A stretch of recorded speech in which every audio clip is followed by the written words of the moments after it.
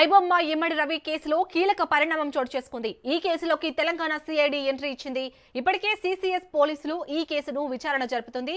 Betting apps promotion కేసుల విచారణ జరుపుతున్న సిఐడి రవి కేసులోనూ ఆ కోణంలో దర్యాప్తును జరపనుందని తెలుస్తుంది.